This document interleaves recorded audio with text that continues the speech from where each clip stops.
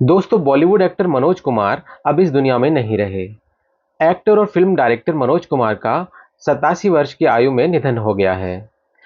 भारत कुमार के नाम से मशहूर मनोज कुमार जी ने 4 अप्रैल 2025 को मुंबई के कोकिलाबेन धीरूभाई अंबानी अस्पताल में आखिरी सांस ली। उन्हें देशभक्ति फिल्मों के लिए भारत कुमार के नाम से जाना जाता है। उनके निधन ने बॉलीवुड और फैंस को गहरे शोक में डाल दिया है।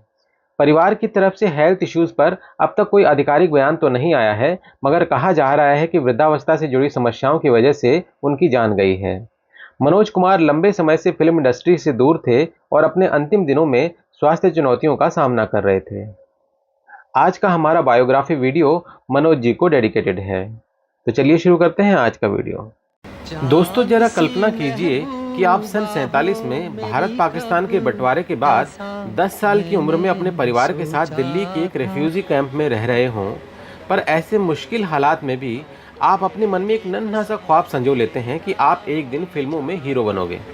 इतना ही नहीं, मन में हीरो बनने का जुनून लिए एक दिन आप मुंबई के लिए निकल पड़ते हैं और फिर माया नगरी में तमाम तरह के ताने सुनकर, कभी लॉन्ड्री तो कभी प्लेटफॉर्म पे रातें बिताकर तो कभी पुलिस के डंडे खाकर आखिर एक दिन आप वो मकाम हासिल कर लेते हैं जिसका सपना आपने 13 साल की उम्र में देखा था। एज अ एक्टर डायरेक्टर आप लगभग 3 दशक तक बॉलीवुड पर राज करते हैं और हर वो अवार्ड हासिल करते हैं जिसकी ख्वाहिश फिल्म इंडस्ट्री के हर एक्टर को होती है। दोस्तों, बेशक आपको सुनने में ये किसी बॉलीवुड फिल्म की कहानी लग रही हो, पर यह कहानी नहीं है, यह हकीकत है। यह हकीकत है उस कलाकार, उस एक्टर की जिंदगी की जिसने भारतीय सिने दर्शकों के मन में फिल्मों और एक्टिंग से देशभक्ति का जज्बा कायम किया। और इसलिए बॉलीवुड फिल्म इंडस्ट्री और इंडिया के लोग इस एक्टर को प्यार से भारत कुमार के नाम से बुलाते हैं। जी हाँ दोस्तों, आज बॉलीवुड बायोग्राफीज में हम बात कर रहे हैं हर दिल अजीज और हर फन मौला कलाकार मनोज कुमार की। और आप देख रहे हैं आपका favourite YouTube channel singing emotion. दोस्तों, एक्टर मनोज कुमार का असली नाम हरिकृष्ण गोस्वामी है और उनका जन्म 24 जुलाई 1937 को ब्रिटिश भारत के एक कस्बे एबटाबाद में हुआ था, जो कि अब पाकिस्तान में है। उनकी फैमिली एक पंजाबी हिंदू फैमिली थी और उनका बर्थ नेम हरिकृष्ण गिरी गोस्वामी है। जब वे 10 वर्ष के थे तब उनका परिवार पार्टीशन के बाद पाकिस्तान के इलाके जडियाला शेर खान से दिल्ली आ गया। 13 साल की छोटी सी उम्र में उन्हें न सिर्फ मूवीज़ देखने का शौक था, बल्कि वो उस समय के पॉपुलर एक्टर्स जैसे दिलीप कुमार, अशोक कुमार और कामिनी कौशल के फैन तक बन चुके थे। बहुत छोटी सी उम्र में ही पर्दे पर इन एक्टर्स की फिल्में देखकर उनके मन में भी फिल्म एक्टर बनने की लालसा जाग उठी। 13 साल की उम्र में जब उन्होंने अपने फेवरेट एक्टर दिलीप कुमार की फिल्म शबनम देखी, तो इस फिल्म में दिलीप कुमार के किरदार मनोज ने उन्हें बहुत प्रभावित किया। मनोज नाम, जो कि उन दिनों काफ़ी नया और यूनिक नाम था, उन्हें यह नाम बहुत पसंद आया और उन्होंने 13 साल की उम्र में ही ये डिसाइड कर लिया कि जब भी वो फिल्म एक्टर बनेंगे तो अपना नाम बदलकर मनोज कुमार रख लेंगे। ग्रेजुएशन के बाद जब मनोज कुमार मुंबई गए और उन्हें फिल्मों में पहला ब्रेक मिला, तो उन्होंने अपना नाम हरिकृष्ण की जगह मनोज कुमार कर लिया और आज वो एक्टर मनोज कुमार के नाम से घर घर में मशहूर हैं। मनोज कुमार की फिल्मों में एंट्री 1957 में आई फिल्म फैशन से हुई, जिसमें उन्होंने 90 साल के एक बुजुर्ग भिखारी की छोटी सी भूमिका निभाई थी। इसके बाद कुछ और फिल्मों में छोटे मोटे रोल करने के बाद मनोज कुमार पहली बार 1961 में आई फिल्म कांच की गुड़िया में मेन हीरो के रोल में नजर आए।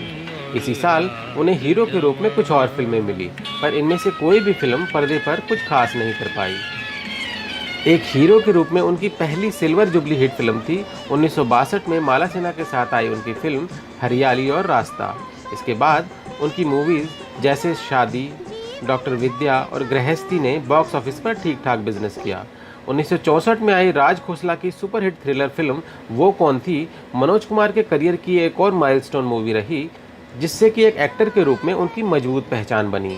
इस फिल्म के मधुर गीत जैसे लग जा गले और नैना बरसे रिमझिम काफ़ी पॉपुलर रहे।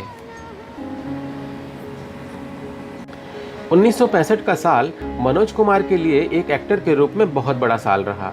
इस साल आई उनकी 3 सुपरहिट फिल्मों ने उन्हें एक पॉपुलर फिल्म स्टार के रूप में इस्टेब्लिश कर दिया।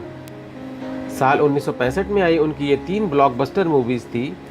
शहीद, जो फ्रीडम फाइटर भगत सिंह के जीवन पर आधारित थी, रोमांटिक फिल्म हिमालय की गोद में और सस्पेंस थ्रिलर मूवी गुमनाम। इन तीनों फिल्मों से उन्हें एक वर्सेटाइल और बिकाऊ स्टार के रूप में मान्यता मिली।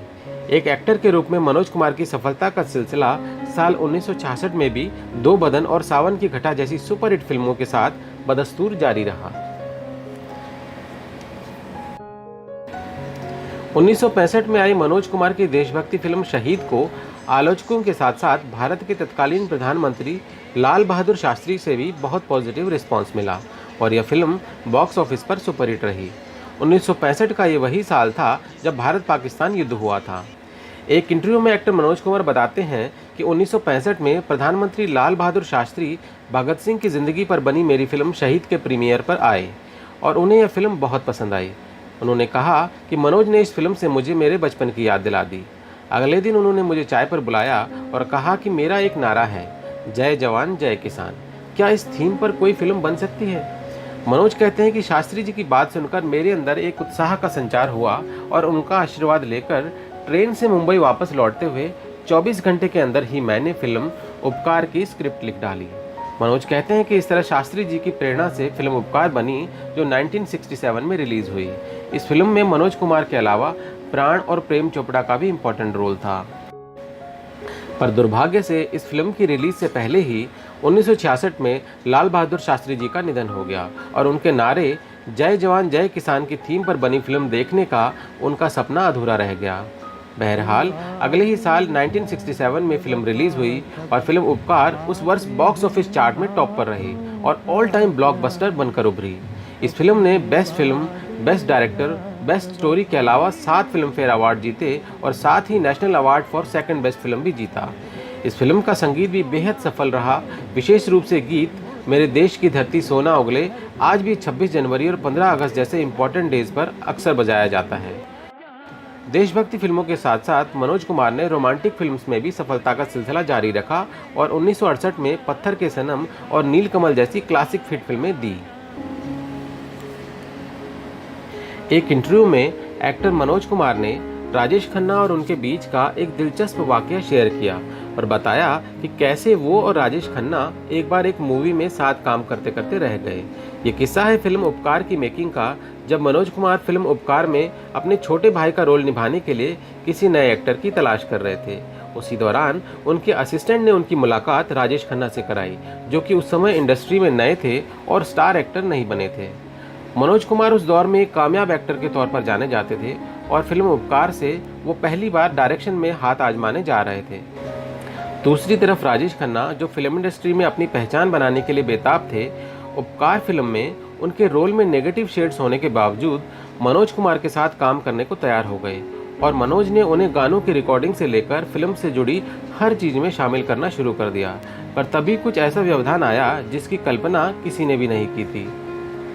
दरअसल एक टैलेंट हंट के विजेता होने के चलते राजेश खन्ना यूनाइटेड प्रोड्यूसर्स नाम की संस्था के साथ कुछ फिल्में करने का अग्रीमेंट कर चुके थे और जब यूनाइटेड प्रोड्यूसर्स को राजेश खन्ना के इस फिल्म में काम करने की बात पता चली तो उन्होंने राजेश खन्ना को कहा कि वो उन्हें एक हीरो के तौर पे लॉन्च करने जा रहे हैं और उपकार मूवी में नेगेटिव रोल करने से एज अ हीरो उनकी आने वाली फिल्मों को नुकसान हो सकता है। इसलिए एग्रीमेंट का हवाला देकर उन्होंने राजेश खन्ना को ये फिल्म करने से रोक दिया। ये बात सुनकर गुस्से में भरे राजेश खन्ना सीधा मनोज कुमार के पास पहुंचे और यूनाइटेड प्रोड्यूसर्स पर अपना गुस्सा निकालते हुए सारी बात बताई। मनोज कुमार को जब सारी सिचुएशन पता चली तो उन्होंने राजेश खन्ना को शांत करके वापस भेज दिया और नए एक्टर की तलाश में जुट गए और फाइनली मनोज कुमार ने उपकार फिल्म में अपने छोटे भाई के रोल के लिए प्रेम चोपड़ा को चुना, जो उनके साथ शहीद फिल्म में भी भगत सिंह के साथी सुखदेव का किरदार निभा चुके थे। दोस्तों, साल 1969 में आए राजेश खन्ना नाम के तूफान ने 60s के बड़े बड़े एक्टर्स के किले ध्वस्त कर दिए। एक समय एक स्ट्रगलिंग एक्टर होने के चलते मनोज कुमार की फिल्म में नेगेटिव रोल तक करने को तैयार हो चुके राजेश खन्ना आगे चलकर भारतीय फिल्मों के सबसे बड़े सुपरस्टार बने। 1969 में राजेश खन्ना ने आराधना और दो रास्ते से सुपरहिट फिल्में देने की शुरुआत की और फिर एक के बाद एक 16 ब्लॉकबस्टर फिल्मों से पूरे देश में तहलका मचा दिया। जहां राजेश खन्ना के इस सेंसेशनल राइज से 60s के कई एस्टैब्लिश्ड एक्टर्स के करियर में गिरावट आई, वहां दो ऐसे एक्टर्स थे जो राजेश खन्ना नाम के हरिकेन के सामने डट के खड़े रहे और उनके करियर पर रत्ती भर भी फर्क नहीं पड़ा। मनोज कुमार और धर्मेंद्र राजेश खन्ना नाम की आंधी से अप्रभावित रहे और राजेश खन्ना के सुनहरी दौर में भी लगातार सुपरहिट फिल्में देते रहे।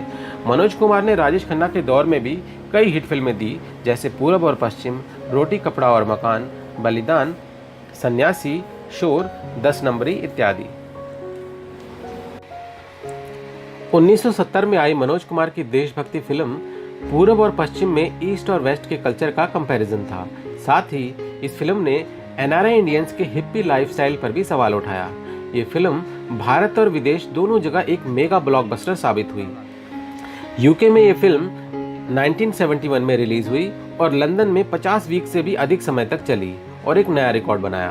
पूरब और पश्चिम ने यूके में 2,85,000 ब्रिटिश पाउंड की कमाई की, जो कि INR में 2.5 मिलियन के बराबर हैं। पूरब और पश्चिम फिल्म ने 23 वर्षों तक यूके में अपना सबसे ज़्यादा चलने का रिकॉर्ड कायम रखा, जब तक कि 1994 में फिल्म हम आपके हैं कौन ने इस रिकॉर्ड को तोड़ नहीं दिया। फिल्म पूरब और पश्चिम के गीत भी जनता में खासे पॉपुलर हुए, जैसे भारत का रहने वाला हूँ और कोई जब तुम्हारा हृदय तोड़ दे इत्यादि।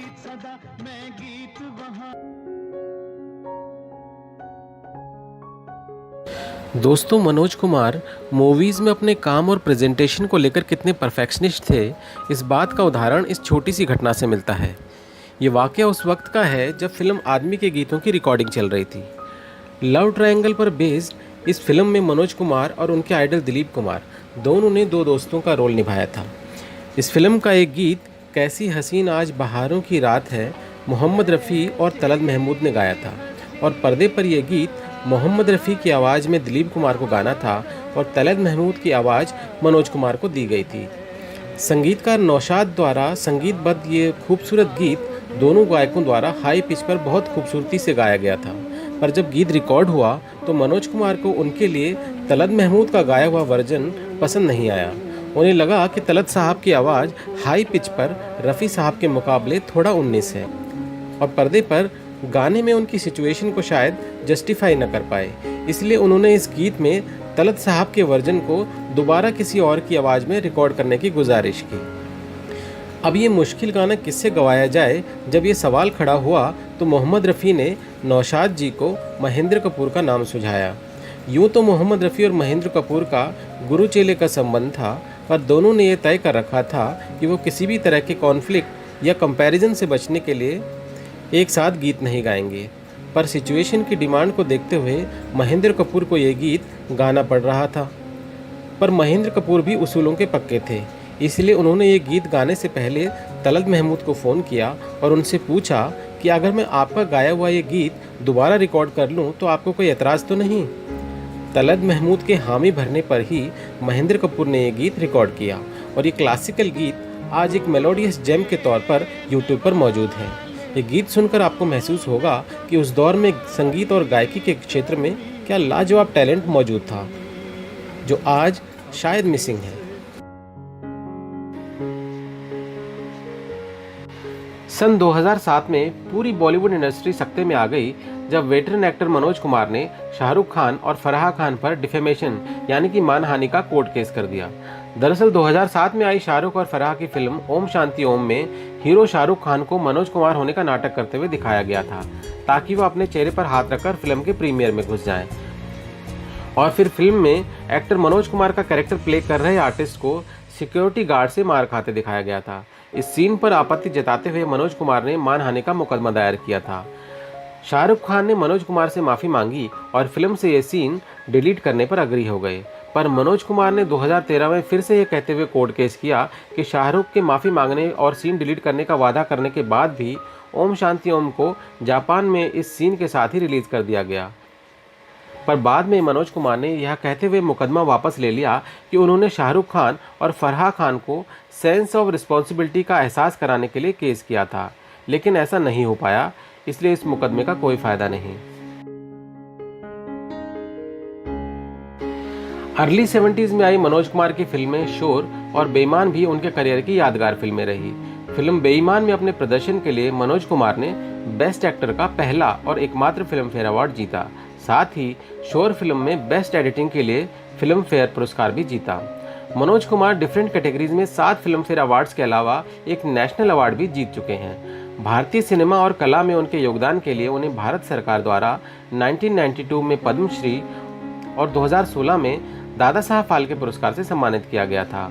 1981 में रिलीज हुई उनकी सुपरहिट फिल्म क्रांति के बाद मनोज कुमार के करियर में गिरावट शुरू हो गई और लेट 80s में आई उनकी फिल्में कलयुग और रामायण, संतोष और क्लर्क बॉक्स ऑफिस पर चल नहीं पाई। 1995 में फिल्म मैदान जंग के बाद उन्होंने एक्टिंग को अलविदा कह दिया। 1999 में मनोज जी ने अपने बेटे कुणाल गोस्वामी की फिल्म जय हिंद का डायरेक्शन किया, जो देशभक्ति पर आधारित थी। यह फिल्म भी बॉक्स ऑफिस पर असफल रही और यह मनोज कुमार की आखिरी रिलीज फिल्म थी। 40 साल से अधिक लंबे करियर के लिए 1999 में मनोज जी को film fair life time achievement award से सम्मानित किया गया। दोस्तों, बेशक आज मनोज कुमार जी इस दुनिया में नहीं हैं, लेकिन भारतीय सिनेमा दर्शक आज भी उनकी फिल्मों के देशभक्ति भरे गीत सुन के गर्व और अभिमान से भर जाते हैं और उनकी देशभक्ति पर बनी फिल्मों और गीतों के बिना आज भी हमारा रिपब्लिक डे और इंडिपेंडेंस डे पूरा नहीं होता। तो इस पॉजिटिव नोट पर आज का वीडियो यहीं एंड करते हैं। आपको हमारा वीडियो पसंद आया हो तो इसे लाइक और शेयर जरूर कीजिएगा और मनोज जी की कौन सी फिल्म या गीत आपको पसंद है हमें कमेंट करके ज़रूर बताइएगा। और ऐसे और वीडियोस के लिए हमारे चैनल सिंगिंग इमोशन को सब्सक्राइब कर लीजिए। जल्दी ही मिलते हैं एक और नए वीडियो के साथ। तब तक अपना बहुत बहुत ख्याल रखिएगा। Thank you for watching.